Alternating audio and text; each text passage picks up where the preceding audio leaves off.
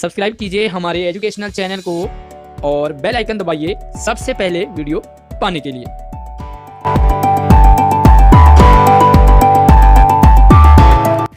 प्यारे बच्चों, सर्वनाम हमें सिर्फ और सिर्फ 7th क्लास में ही नहीं बल्कि ये 6 में, 7th में, 8, 9, 10 और यहाँ तक कि अगर हम बड़ी क्लास में या गवर्नमेंट जॉब की तैयारी कर रहे हैं तब भी हमें सर्वनाम से सवाल पूछे जाते हैं। इसलिए पूरी वीडियो को ध्यान से जरूर देखते रहिए। पिछली वर्कशीट में हमने सर्वनाम की परिभाषा के बारे में समझा और इसके पहले भेद यानी कि पुरुषवाचक सर्वनाम के बारे में हम पढ़ चुके हैं। आज की वीडियो में हम सर्वनाम के जो बाकी 5 भेद हैं उनके बारे में हम पढ़ने और समझने वाले हैं। पूरी वीडियो ध्यान से जरूर देखते रहिए। स्वागत है आप सभी का आशीष सर की हिंदी क्लास में। तो चलिए झट से अभी फटाफट से वीडियो को आपने लाइक करना है और इस वीडियो को पूरा देखने के बाद अपने दोस्तों को क्लास ग्रुप में भी जरूर शेयर करना है। तो चलिए हम शुरू करते हैं वर्कशीट नंबर 30 यानी कि 30वीं वर्कशीट है और अगर मैं डेट की बात करूं तो ये रहेगा 21 जनवरी। ठीक है, और टॉपिक तो आपको पता ही है, हमारा सर्वनाम का टॉपिक चल रहा था। तो दूसरा भेद है इसका निश्चयवाचक, है ना। निश्चय यानी कि कंफर्म रहता है, जहां पर पक्का। तो वे सर्वनाम शब्द जो किसी निश्चित वस्तु या व्यक्ति की ओर इशारा करते हैं उन्हें हम निश्चयवाचक सर्वनाम कहते हैं। निश्चय यानी कि पक्का, कंफर्म है। तो देखो यहाँ पर वह देखो मेरी पेंसिल। तो देखो सामने अगर कोई पेंसिल रखी है और कोई इशारा करें कि सामने देखो वो मेरी पेंसिल है, तो जो ये वह है ये आपका क्या हो जाएगा, निश्चयवाचक। इसी तरह से देखो यह तो अपना सुरेश है और कोई दोस्त है सामने खड़ा है, हम उसके कंधे पे हाथ रख के कहते हैं यह तो सुरेश है। तो यह और वह इस टाइप के क्या आपके निश्चयवाचक। दूसरा देखो अनिश्चयवाचक। अनिश्चय यानी कि जहां पर निश्चय ना हो, जहां पर फिक्स ना हो, जहां पर पता ना हो, जहां पर कंफर्म ना हो। अब देखो यहाँ पर वे सर्वनाम शब्द जो किसी व्यक्ति या वस्तु के संकेत तो करते हैं किंतु उनके बारे में स्पष्ट रूप से पता नहीं होता, यानी कि क्लियर हमें कंफर्म नहीं होता, उसे हम कहते हैं निश्चयवाचक सर्वनाम।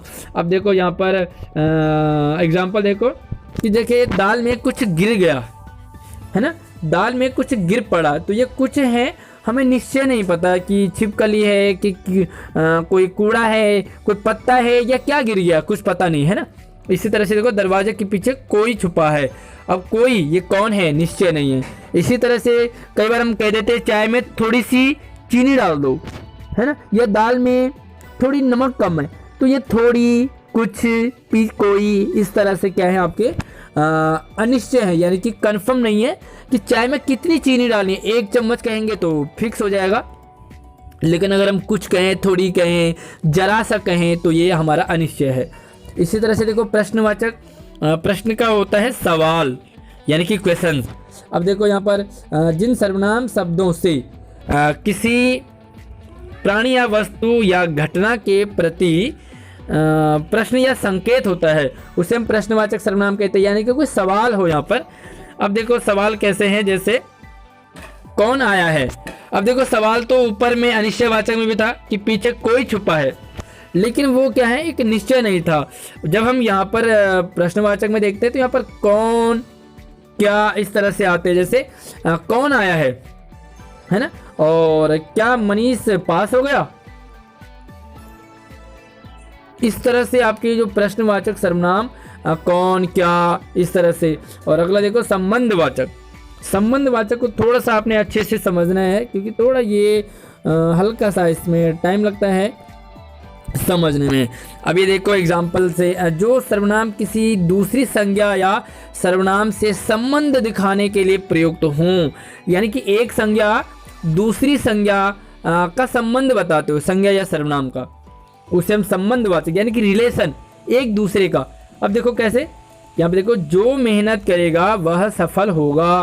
तो यहाँ पर जो और वो, यहाँ पर वह हमें पुरुषवाचक सर्वनाम नहीं होगा बल्कि ये होगा क्या, संबंधवाचक, लेकिन रिलेशन बनाएगा, कंडीशन रखेगा, जो वो, जिसकी उसकी, जैसे वैसे, ज्यों त्यों। तो ये सारे क्या आपके संबंधवाचक है। जो मेहनत करेगा वह सफल होगा, जिसकी लाठी उसकी भैंस, है ना। तो इस तरह से हमारे पास संबंधवाचक सर्वनाम होता है। और जो हमारा सबसे लास्ट है वो है निजवाचक। तो देखो जिस सर्वनाम शब्द से अपनेपन का बोध हो, यानी कि अपना ही पता लगे, खुद का हमारा अपना पता चल रहा हो, उसे हम निजवाचक कहेंगे। निज यानी कि अपना। अब जैसे देखो अपने आप चला जाऊंगा, तो यहाँ पर जो अपने आप है वो क्या है आपका निजवाचक। इसी तरह से अपने आप खा लेगा, वह अपने आप खा लेगा। तो जो यहाँ पर अपने आप है वो क्या है आपके निजवाचक सर्वनाम कहलाएंगे। अब यहाँ पर हम देखते हैं कुछ यहाँ पर रेखांकित शब्द दे रखे हैं, आपने इनको सॉल्व करना है। तो देखो पहला शब्द है हमने तो उसे खुश होते कभी नहीं देखा। दूसरा है कुछ लोग गधे को शायद बेवकूफ़ों की श्रेणी में कहेंगे। इसी तरह से तीसरे में उन्हें, चौथे में तुमने और कुछ, पांचवा है वह, छठा है मेरे, हमारी, आप, खुद, किसी, हमें, उस। तो ये सारे जो अंडरलाइन शब्द है रेड कलर में, ये सर्वनाम कौन से सर्वनाम हैं? आपने आज की जो एक्टिविटी है यानी कि आज का जो अभ्यास है, आज आपने जो वर्कशीट में करना है वो यही है। तो चलिए मैं इनके आपको दिखा देता हूँ किस तरह से आपने इसे करना है। तो देखो पहला शब्द था हमने और उसे। तो ये दोनों आपके क्या हैं? पुरुषवाचक हैं, यानी कि ये किसी जो सर्वनाम है वो पुरुषवाचक टाइप में, प्रथम पुरुष, मध्यम पुरुष और अन्य पुरुष। तो यहाँ पर देखो हमने, ये प्रथम पुरुष है और ये अन्य पुरुष है ना। दूसरा देखो कुछ था, तो ये कुछ क्या है आपका अनिश्चयवाचक, यानी कि पता नहीं कुछ कितने, 2 हैं, 4 हैं, 10 हैं, है ना। तो उसी तरह से उन्हें, तो उन्हें भी क्या आपका पुरुषवाचक है क्योंकि ये अन्य पुरुष है। इसी तरह से तुमने, अब तुमने कौन सा है? ये मध्यम पुरुष है यानी कि सेकंड पर्सन, तो ये भी पुरुषवाचक है। इसी तरह से कुछ, तो यहाँ पर भी कुछ है, ये आपका हो जाएगा अनिश्चयवाचक सर्वनाम। उसी तरह से वह और मेरे और हमारी, ये तीनों क्या आपके पुरुषवाचक सर्वनाम है। क्यों? देखो वह कौन है? ये थर्ड पर्सन है यानी कि अन्य पुरुष, मेरे यानी कि फर्स्ट प्रथम पुरुष है, और हमारी भी ये क्या आपका प्रथम पुरुष है।